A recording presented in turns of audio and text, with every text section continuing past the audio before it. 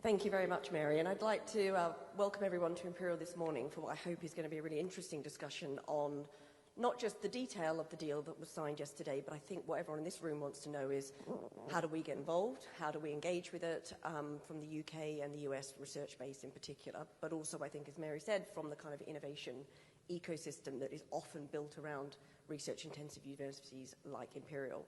But before I start, I'd like to introduce our guests. So I'm very pleased to be joined by the Director of the White House Office for Science and Technology Policy, Michael Kratsios. Next to him, I'm also delighted to welcome the Secretary of State for Science, Innovation and Technology, Liz Kendall, and the Secretary of State for Business and Trade, Dr. Peter Kyle. So if you'd like to welcome our guests, please.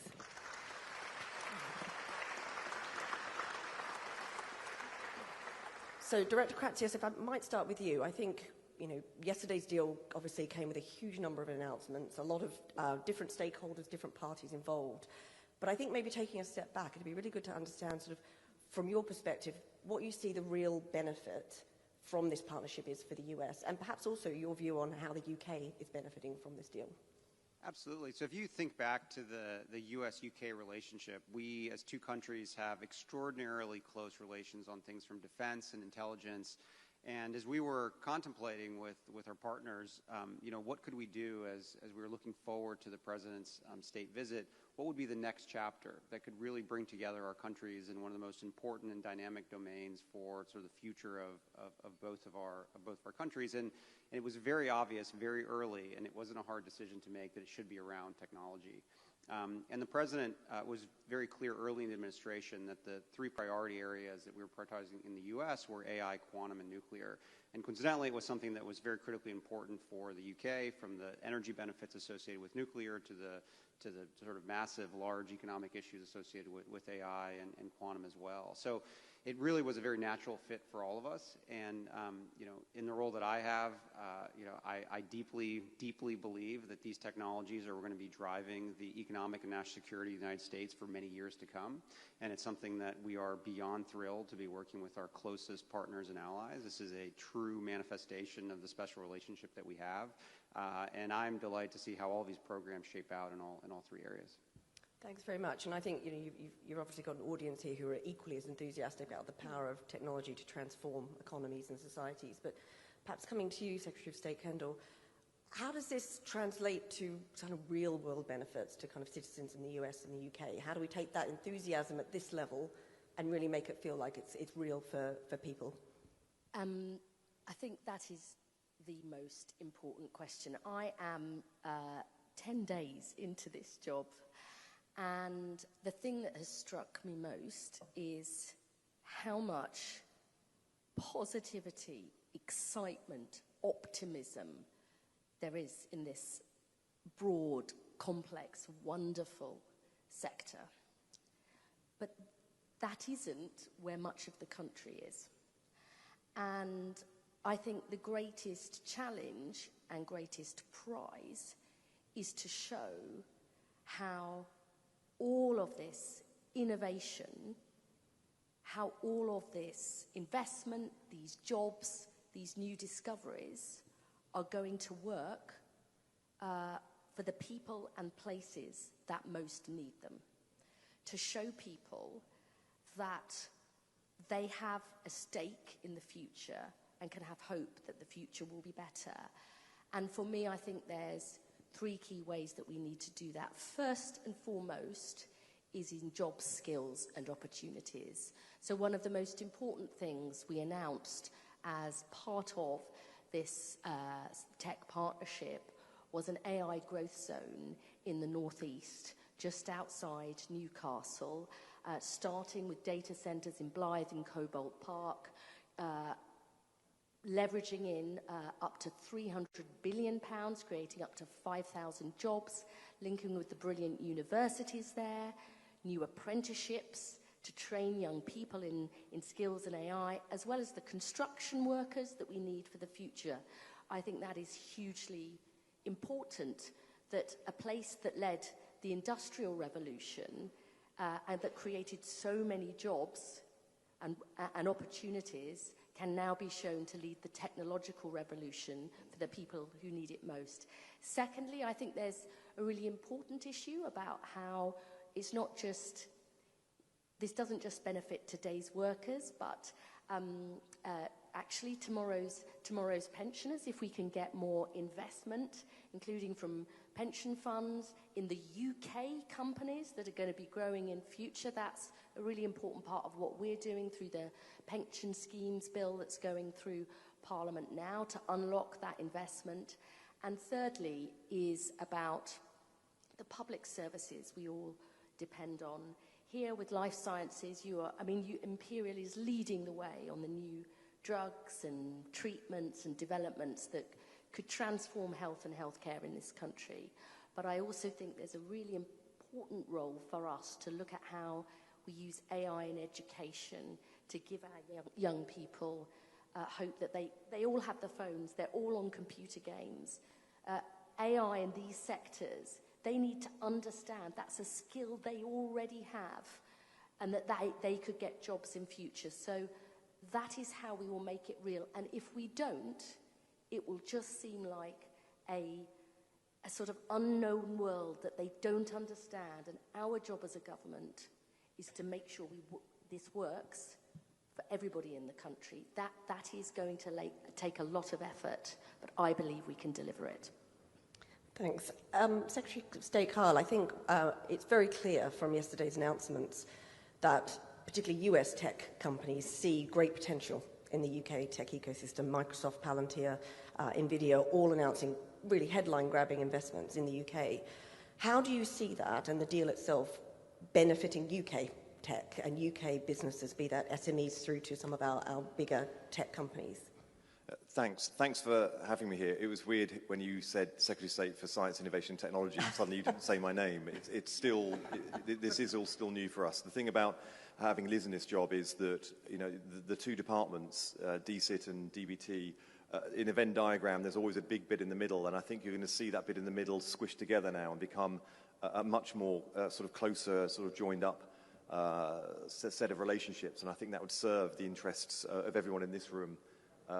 Because the investment that gets innovation and the investment that's required and support that's required to get innovation to be commercialized and scaled up and then mainstreamed into the veins of our economy, you know, this should be one process. It shouldn't be just two separate things, and the businesses and the innovators and the entrepreneurs shouldn't feel like they're being handed from one bit of the state to another. The state should be there providing a framework which is almost invisible but definitely supportive. And that's what you'll get. Thanks also for calling me doctor. This is the only place in the world anyone ever calls me doctor. And it's twice it's happened now. Yep. So I know this is a way that you're incentivizing me coming back. So I'm thinking of making it like a weekly thing, because it's the only time I've ever been recognized for that 3 years of hell I put myself through to get the doctorate in the first place. And let me also just, you know, I've got to say publicly to Michael a huge thank you, not just on behalf of the government, to you and your government and the administration for what you put in. As you can see from the way that Michael presents himself and communicates here, he has been just the most brilliant person to deal with and to partner with, to discuss with, to explore all of the potential that our two countries coming together could have, and then narrowing down to a set of negotiations that delivers a deal that opens the door to $250 billion worth of commercial activity between our two nations, all focused in areas of technology, in areas of AI, in areas of future, fast, high growth economic opportunity for both of our nations. These are real things, and when it comes to about the whole country, that's the question that I'm so pleased to be asked, because there's a lot of things we don't have agency over as a government. AI is going to come to Britain whether we like it or not, but as a government you do have agency as to how it unfolds, who is prepared to capitalize on it, which communities will benefit the most from it. So if you look at the announcements yesterday, look at the way they were announced. So there was an announcement from investment from the financial sector, from American banks, 1,000 jobs in Belfast, 250 jobs in Manchester, another 300 jobs in Edinburgh. That's not by accident. That's because of the way the negotiations unfolded. And it's exactly the same also. Liz spoke about the Blythe investment. These things don't happen by accident. The AI growth zones are benefiting parts of the country that have not just been left behind by past periods of upheaval and revolution in the economy, but they have been specifically disempowered by those waves of industrial change. And that's one of the areas, because, you know, as the President said in this trip, and has said many times before, there's a lot of differences between President Trump and the Prime Minister Starmer from Kiev, but they have worked really hard to find common ground. And the same is true with our administrations. And one of the things that Michael and I have spoke about through all the discussions is we are two administrations that care very, very much about those communities that have been left behind by past waves of industrial change. And for too long, simply haven't had not just investment, but the kind of investment that is empowering and gives long-term, sustainable security, economic security to communities that have had none for a long time. So you will see, we've done this since day one. The AI growth zones are a great expression of it.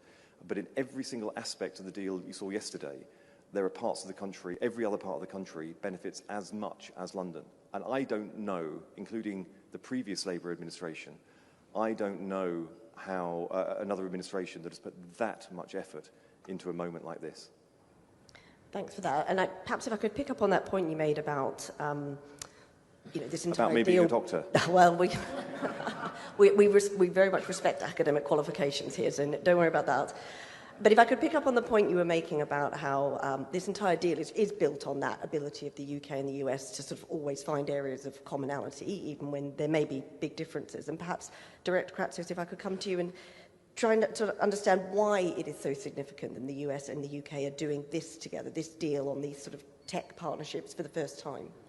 Well, I think, as I said earlier, these are the most important policy areas, bar none, in the world today. In every international engagement that we go into, the first thing any country ever wants to talk about is technology partnership. And I think it's important to remember this was the first and the most comprehensive tech deal we've ever done in the 47th presidency, and I'm not sure we'll ever do one as big again.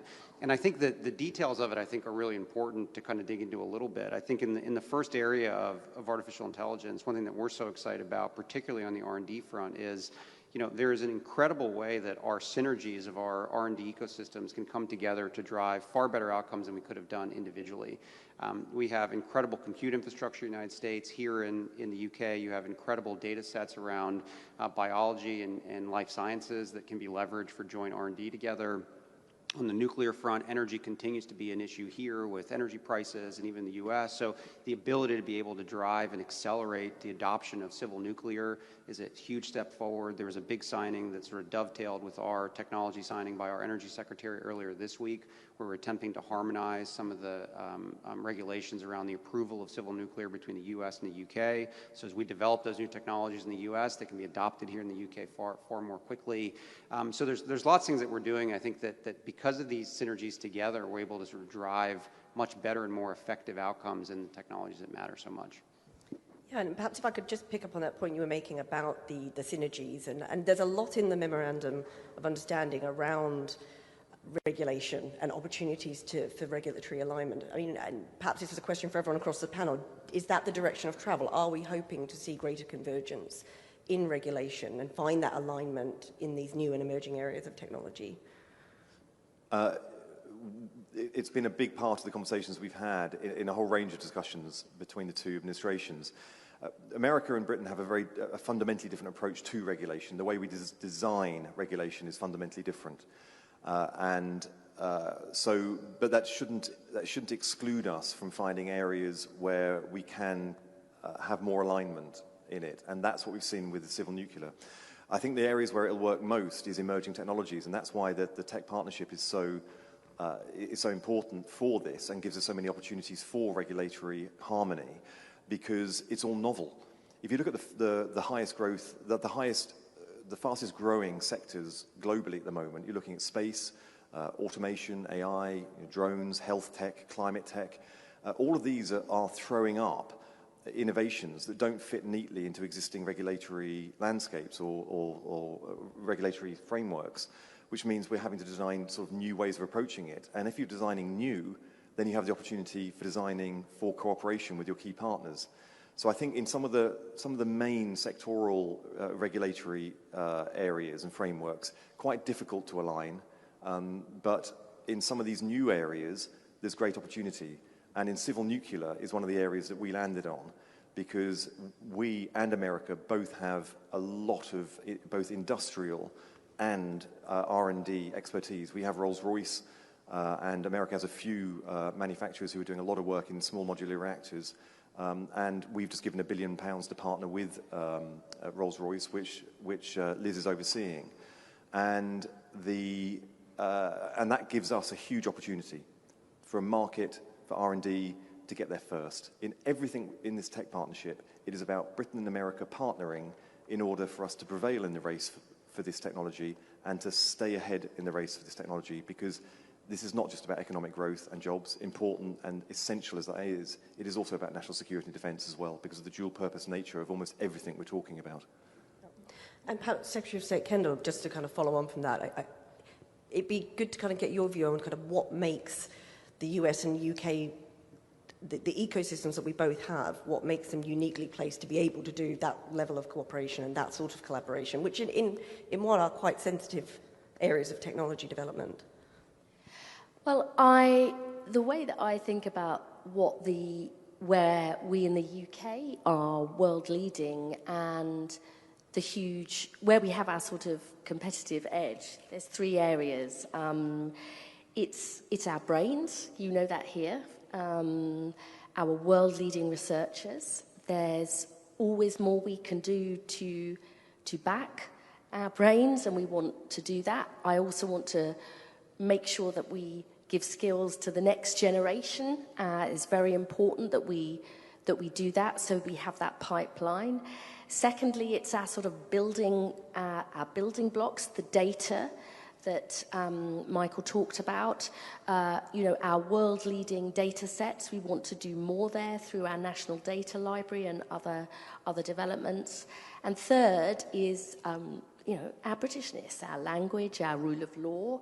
And I think one of the reasons that this partnership is so important is we are in a race for the future, and we want it for all of our differences between our 2 nations. Those underlying values are really important, and collaborating in those areas to make sure we win the race, we secure those developments under that framework with those shared values in a world that is more volatile, that is more dangerous. We need to seize those developments within the framework of those values for the benefit of both our people. And I think that's really the big message here for us.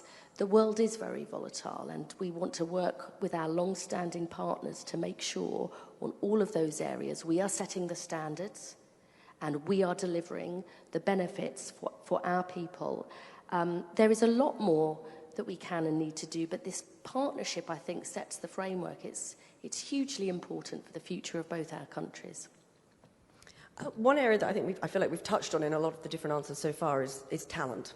All of these emerging tech sectors are going to rely on an increased pipeline of very highly skilled talent. And I don't want to shamelessly plug Imperial, but there are universities here and in the US who are doing their bit in trying to kind of educate and graduate those people. So how do the 2 domestic policy agendas support a deal at that scale with policies that are really going to encourage that talent and that skills pipeline to flow?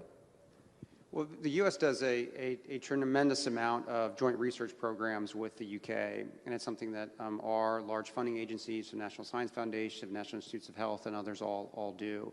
I think it goes back to a little bit the answer that I gave before, where it's trying to find where there is a unique advantage in each individual country and find a way to pair those together. So I know that our research in the United States that have access to high-quality compute would really love to be able to leverage that with the data sets you have here and institutions which manage them. And I think it goes vice versa. So I think there's if we think around the world, like what is the closest counterparty to the amazing academic community that we have in the U.S., it has to be the UK, and it's not even close.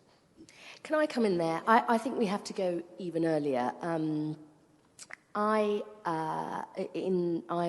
MP for Leicester West, and in my constituency we have an incredible space park, which is a collaboration between our National Space Centre, the University of Leicester, which is spinning off startups, We're working with Rolls-Royce Aerospace. It's a brilliant place.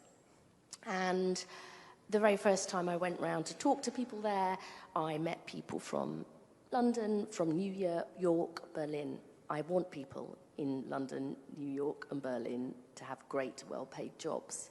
But where were my people? Where were my constituents in that space park? Talent is everywhere, but opportunity is not. And so we ran a Leicester West Schools takeover day where we brought the kids into the space park. They were flying drones. They were doing computer-aided design. And we needed to show them that this incredible place could have jobs for someone like them. So I think we've got to think much earlier on, because we know from history that sectors who only draw talent from a small pool ossify. And we need to make sure throughout the pipeline that we're giving people those skills and opportunities. And that's why, as a government, we are investing in a program called Tech First to train children and young people in the AI and tech skills of the future. We are determined to make sure, through a partnership with some major tech companies, we will upskill 7.5 million people. That's 20% of the workforce in the skills of the future, as well as backing our world-leading universities. I think we have to see this as a pipeline of talent, because that is how we will continue to win the race in future. Great. I think perhaps if we move on and, in a way, talk a little bit about where we go next with this deal. I think we've sort of celebrated it, but the hard work obviously really starts now. And I sort of wanted to start with a question really for everyone on the panel, which is, we both have thriving science and tech ecosystems, but what do you think we can actually learn from each other? If we're being honest, what does one ecosystem do better than the other that we can bring back into our ecosystem? Perhaps Director Kratzios, I can start with you. Not to kind of belabor this, but we have a very federated system in the U.S. where we have individual states that are very empowered to sort of run their own academic institutions and research programs, but obviously we have a federal government as well. I think here you have a more consistent, cohesive, centralized repository for a lot of data and other efforts. So for us, that's something that we can very much leverage and be able to benefit from. But I do think there are actions we can start taking immediately. To me, I think one thing that's coming up that's in the agreement is closer collaboration between our new AI Institute and the Safety Institute or Security Institute here. And I think what we talked about in the MOU is kind of a return to a focus on metrology and measurement science around these large language models. And this is a sort of very marked turn from a lot of the fixation of the last administration in the U.S. on some of this sort of existential risk issue. And I think it ties very much into this sort of joint belief that we have to have secure adoption of this technology for all of our people. And that's an area where the UK has been extraordinarily strong. I think the institute here was launched even before the US one was launched. So there's an incredible amount of talent that sort of can be paired together on that. And I believe that kind of extends to the other areas, and it goes back to the standard setting around all of our civil nuclear enterprise. These are areas where there's a very sort of vibrant regulatory community here and also in the United States, and those folks do have to come together and talk, and the only way that's going to really pull it together is through this agreement, so it's great to see. So just take Kyle. Thanks.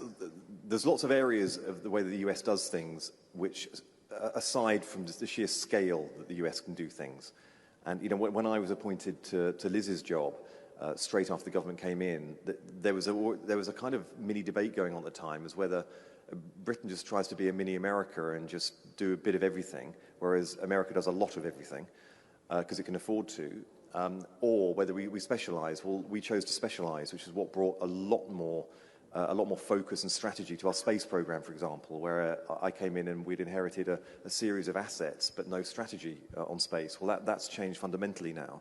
And when we are backing the potential for having UK launch, we're backing the potential of having backing the sort of small satellite sector where we have real world-class expertise. That's a true right across the board. But there are areas where you do look to America and think, actually, we can learn from that and we can apply it here. And I think the national labs that you have in America have been absolutely standout. In different areas, bringing together, using the federal convening power and funding power, and then the ability to bend regulation and legislation towards one area of research and then focus that in a really concerted way, bring together investors, researchers, public researchers from higher education, and then the private sector as well, it is a really good idea. And that's something I think we have learned from and we are starting to apply here. And I think, you see the work at Imperial and you see what happens when you can have that kind of leadership within. The other thing I've spoken about, and I'm in the news for today, so let me be clear about what I did and didn't say, was that I gave an anecdote when I was at the NVIDIA conference yesterday. And I said that when I went to Stanford a couple of years ago and I asked a group of students, about a dozen students, why they had gone to university in the first place and why they had gone specifically to Stanford, and all of them, every single one of them said because they wanted to found a company. They wanted to start a business. And it's always stuck with me because, if you had a dozen undergraduates in the UK, you'd have to have a pretty big group before you found someone that said that they'd gone to higher education and to a specific university in order to start a business. And that drive, the entrepreneurial drive you see in America, and the way that higher education, because I've never met a vice-chancellor or a leader of a university that doesn't identify their organization as being an economic organization. But there is that other thing. It's not just about providing broad skills for the economy. It is actually getting really, really down into the foundation, the spark of entrepreneurialism that I think we need to have a sort of a slight mindset change as a society around. So I looked at the specific in America on the national labs, and then there's the mindset thing about entrepreneurial drive at the very, very beginning of and through the education system that I think we can learn quite a bit from. Can I add just a quick thing on that? We do, from what I understand so far, I'm new in the job and there's much more I need to learn. But I think we do have, for all that Peter has said there, we have incredible startups here. We need to then scale them up. And I am very interested in what more we can do to back brilliant British companies to expand and thrive. Now, nationally, we're doing that through our British Business Bank, the National Wealth Fund. I mentioned in my answer to the first question the changes we're putting through Parliament now to see what more we can do to get our large pension funds investing in UK companies. But that is really, really important. So we grow those companies, we keep that talent. We want investment from the US, and that's what we got in this tech partnership, over £30 billion, but we need to do more to support those startups to scale ups, and that is something I think we need to focus on. Just very quickly, sorry, the other bit of your question about where we go from here per se, there are some negotiations that are so dysfunctional, challenging and difficult to get across the line that when you get to the line you kind of run off in different directions and never want to see each other again. I hope you can tell from the way that we're talking here, and it was predominantly from the sort of the elected side, the political side. It was Michael and I that was leading the conversations here. We got to know each other very well as a team of negotiators from civil servants who are often, some of whom are in the room here, and I pay absolute tribute to the officials that were driving the talks that led to the agreement. This was a set of agreements where we deepened the knowledge and the relationship between the two administrations. This is going to be a partnership, which is a partnership going forward, not just a partnership which is on the title of an agreement going for one moment in time. And that is what's going to be so special from this. That's the thing I'm most excited about, is actually where we go from here. And I think if we can show that it works, we can show it delivers for both nations, then I really see no limits to this. In the NVIDIA conference last night, I gave the anecdote about my mum. And this means a lot to me, and it means a lot to everyone in this room for lots of different reasons. But I lost my mum. She was scanned 3 times in the course of a year. Then she collapsed and died just a couple of weeks later, and she had cancer that wasn't detected. And now, in the last 10 years, with the integration of AI into radiotherapy, there was no question in my mind, literally no question in my mind, that she would be alive today had she been scanned using the scanners that are currently in most hospitals across the UK. That was the last decade. In the next decade, we have the opportunity, if you listen to people like Demis, to actually prevent those diseases happening in the first place and to cure them if they do emerge. That's the potential we have. The potential for that becoming a reality has just come a lot closer because of the partnership that we have designed between two nations. And to be part of that and to be in a room for the people who actually were in the front line of doing the research and benefiting from this is just the most amazing thing to be part of. To be a small part of that relationship and to be in a room like this and to be able to have future generations that look back and think, this is the group of people that made that a reality. That is a pretty special thing to do. That actually leads on, I think, to one of my last questions, which is if we were to gather again in 5 years' time, where do you hope we'll be? What does success look like for this deal? In government. To me, I think if you kind of just go through the three sections, there's some pretty obvious things that we need to do. On the AI front, I hope that we can continue to make sort of novel discoveries and breakthroughs in important life sciences that will make huge impacts to all of our people. I think new integrated research programs between our AI institutes are going to be really important on the AI front. Harmonization of some of our innovative sort of regulatory sort of apparatus around artificial intelligence is critically important. On civil nuclear, it would be amazing to see SMRs deployed and actually powering homes here in the UK and the United States. And on quantum, to actually have a research security program that rises to the occasion of how important that technology is for the world. So those would kind of be what I would hope to see in a few years. So just say, Ken. I mean, it would be, more world-leading breakthroughs, more world-leading British companies, and more incredible ecosystems like you have here in other parts of the country. Everything they said, and I want everyone to be excited about technology and AI. I want everybody to feel, every person in every part of the country, to feel the benefits of AI. I want people to feel the benefits in their health. I want people to feel the benefits in their pocket. And I want people to feel an excitement and an optimism about the future as a result of the way that AI is developing and the way that AI is being deployed in their benefit. And final question, I think, is, you've got a room full of either imperial academics or other people representing parts of the UK research base. How do you want us to engage to kind of help this deal be a success? Not just getting our hands on some of that compute power and perhaps not just spreading our entrepreneurial spirit that we have here at Imperial around the country, but what do you need from the universities in the UK science base and the US base? Well, what I'd really like is a new technology where I download everything in your heads into my head so I know exactly what to do. But I would say my friend and colleague in the cabinet, Pat McFadden, always says the best politicians don't say everything or do everything, they do the most important thing. And what's really important for me is to have a clear set of priorities in this area, which inevitably does mean deprioritizing other things, so that we are really boosting our competitive edge. And I don't believe governments should do everything, but they need to know exactly what it is you need to have backing for. So that is the discussion I would like. I really do want to come back and properly talk to you, because we won't be able to do our job unless we know what you believe will help you be the best you can and what role specifically is in that for government.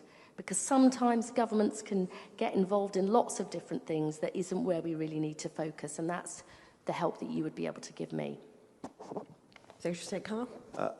I think that it's really hard for me to sit here and tell academics and researchers and outstanding innovators what to do. But it's my hope that you spend more time focused on discovery and less time filling forms out and worrying about where the next load of funding is going to come from in many of the areas. Liz is rolling out 10-year funding, and we're trying to find ways of making that as effective as possible to give you the security that you need. But everything that I want you to do is as a result of the partnership that will come between the government and you as public sector, funded research at its very, very most conceptual and the highest level. These interactions are really important for us. We do listen and learn. The last person sitting, when I was here, sitting in Michael's seat, was President Macron. Now you've got the senior tech advisor for the White House sitting here. You're doing a pretty good job of getting people here to interact and to listen and engage with the very best of academia in the UK. We just need to make sure that you are unencumbered, that you are free to be creative, imaginative, and put all of the expertise and harness that expertise as much as possible. And I just really hope going forward that this is an outstanding university for the commercialization and spin-outs. It is outstanding. It is world-class, and it is leading. I just hope that every single undergraduate, particularly those that come from backgrounds where entrepreneurial sort of flair is not in the vocabulary of the family background, that those undergraduates get exposure and get that flame ignited in the same way as those who just come here with it already in them in the first place. And Director Kratzis, if I give you the final word. Oh, no, I couldn't agree more. I mean, one of the things that our office thinks about a lot is how we can encourage young Americans to go into science and technology fields. And the number of Americans that are graduating with PhDs in the hard sciences has been declining quite steadily over the last 15 or 20 years. And in some of our most important hard sciences, the majority of PhD recipients are actually non-US born folks. So a lot of our effort is to try to spur more Americans to be excited about these incredible technologies. We talk about and think about it every day. This is what is going to be transforming the world. These are the people who are going to be creating new drugs and shaping the way our economy functions. So for us, I hope and I continue to want to work with all of great institutions around the world to make sure we have more young people interested in sciences and excited that this deal can help make that happen. Great. Well, look, thank you very much. I think, there's a lot of optimism from this conversation, and I think there's a lot of optimism in the room. There's a lot of hard work still to do. I just wanted to thank the panel for the discussion and to thank colleagues from the US Embassy, from your office, the White House Office for Science and Technology Policy, colleagues across Whitehall, and of course my team here at Imperial for bringing this event together. And if we could just have another round of applause for our panelists, that'd be great.